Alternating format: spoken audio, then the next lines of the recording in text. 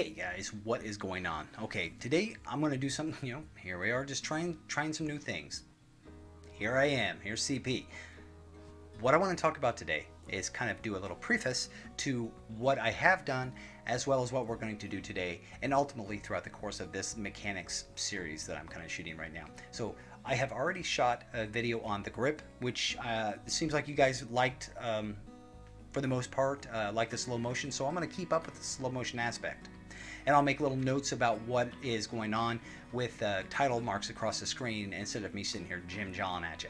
Something I planned on that first video to highlight grip and release all within the same video. I didn't get that done. I didn't get that done at all. We went through a whole bunch of different grips, and today we're going to deal with a bit of release as well as table position and landing zone. Now, 36 made a note on one of the videos. He agreed that, he was like, the grip and landing zone are the biggest key factors. That's true. They are some of the biggest key factors within, dice controlling or dice influence that you can possibly have. Us wanting to become more proficient at shooting dice, those 2 points are huge and essential. Now, table position comes into play here. When we're talking about table position, whenever I have gone to the casino, you guys might be like this, might not be like this at all, who knows, but I very rarely get the same position twice. Now, I hope to always get stick left 1. I'm comfortable there. That me being right-handed, being stick left 1 is just a comfortable place to be. It's like home! But it doesn't always work out that way, and sometimes I get stuck all the way at the freaking end of the table where I have to have a pair of binoculars just to see where I'm supposed to go. Not a problem. So what we have to do is, based on where I stand at the table, I'm going to have a different dice set or dice, more importantly, dice grip. At stick left 1, stick right 1, stick left 2, or right 2, I am going to pretty much always default to the 3-finger pinch. Now, that's just comes natural. It's the easiest, or maybe even the two-finger pinch. The 2-finger pinch is something that's easy to do, and I seem to control the dice really well with it. But that's the other thing. Based on where we are on the table, my grip is going to change. When I'm all the way at the end or something, I always do the 3-finger there, but how I hold it and stage for the release is going to be drastically and totally different than how I'm going to do that at stick left 1 or left 2. So for you guys, it all takes practice. The table position is going to determine my grip, and the grip is going to determine the force of the toss. The force of the toss is always important.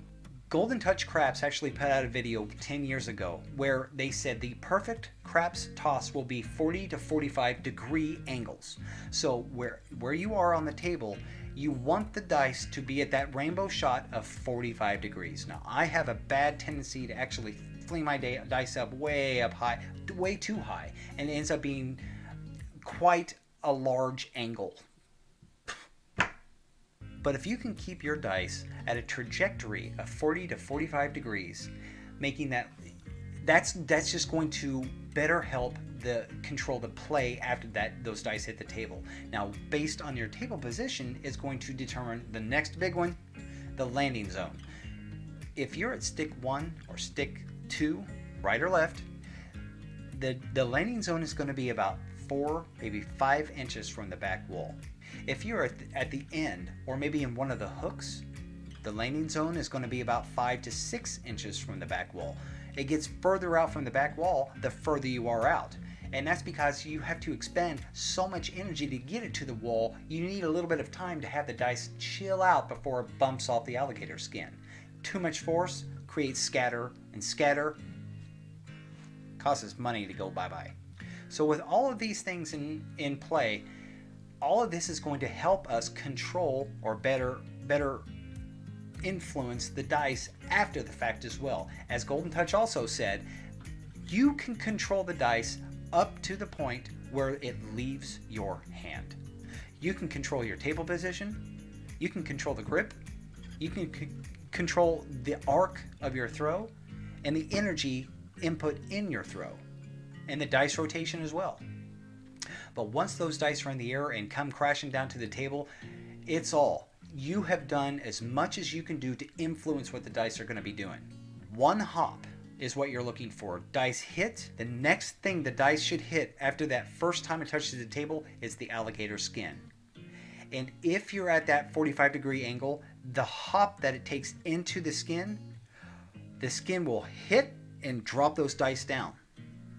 That's how those dice, the alligator teeth, are positioned in such a way that that 45-degree bounce off the table into the alligator skin will send them directly down to the table. Now, it takes years of practice to get these down pat where you can do this every single throw. I mean, it's practically impossible. It's not, but it's practically. So today, what we're going to be looking at is the release and the landing zone. The release, you want your dice to be tight together. That's for sure, for certain. Good luck. It's hard. It's very hard. And there's no magical words that I can put in any magical order that's going to make it go, oh, okay, I got it now. What it's going to be is that you're just going to have to practice and learn that arc will come to you. The motion of that pendulum style swing, that will come to you. That's the best, in my humble opinion. A pendulum style swing is the easiest throw to do in craps. The pendulum style swing is a nice fluid transaction of energy. You do not want to move this part of your arm. When you go back, keep that part straight and perpendicular to the craps table. You want it to be 90 degrees. Okay? You want this to be 90 degrees to that table. You go back, and then when you come forward, you're gonna move your arm. I mean, you're not a robot. So when you come forward, don't push the dice. When you release the dice, don't push. Don't push those dice out. What you want to do is just let the motion of your hand be the momentum. And when you release those dice, they're probably going to be traveling at about a 45-degree angle. I mean, it's just going to happen. So you pendulum them out, and when you let go, just open your hand up ever so slightly. I too have a bad habit of flaring your fingers. Don't flare your fingers. I'm talking to myself here. Don't flare your fingers. Don't flare your fingers. Just loosen your grip. And that might be backing your thumb off a little bit. That might be backing these fingers off a little bit. You can do that. Just ease your grip. Let them fall out of your hand. The dice will more than likely stay together and rotate on their own from the momentum of the swing. There should be 1 to 4 rotations to your dice if you do this properly. Now, I don't happen to be a big fan of backspin. Sometimes I have backspin. Those dice are rotating so fast they almost catch fire. Don't have too much. Sometimes I like to have no backspin. It just depends on that day what's going on. Adapt. So guys, without any further ado, let's look at some release. Let's look and see how this is going to go. Position and table zone, or a landing zone and release today.